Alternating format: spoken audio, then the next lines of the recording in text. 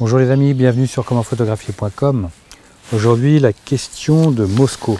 Alors Mosco, quand il fait des photos en intérieur, il me pose la question suivante. Donc quand on a des fenêtres qui ne laissent pas passer la lumière du jour de façon satisfaisante, bon il n'y a pas assez de lumière, quand on manque de soleil, pour de la priorité vitesse, alors comment faire pour obtenir une lumière équivalente au soleil en intérieur? Ajouter une torche LED pour propriété vitesse possible. Alors déjà, première chose, Mosco semble insister sur le mode priorité vitesse. Quand on fait des photos en intérieur, si on n'a pas de sujet qui bouge, on va se mettre en mode priorité diaphragme. On va se mettre sur trépied et en mode priorité diaphragme. La mode priorité vitesse, ça n'a d'intérêt que si on a des choses dynamiques, des choses qui bougent. Donc pour de la photo d'intérieur, d'après ce que j'ai compris, que je revérifie, parce que je ne vois pas l'intérêt d'utiliser le mode priorité vitesse pour de la photo d'intérieur, donc à l'intérieur d'une maison. Après, si c'est faire des photos des enfants qui jouent dans la maison, ok, mode priorité vitesse.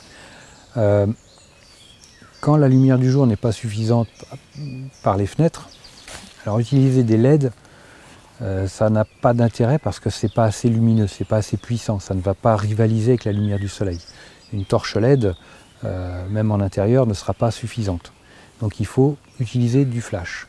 Le flash, même un flash Cobra NG60 par exemple, comme les Yongnuo YN560 par exemple, c'est des flashs qui à pleine puissance vont réussir à éclairer sans problème, à compenser le manque de lumière du soleil dans une maison.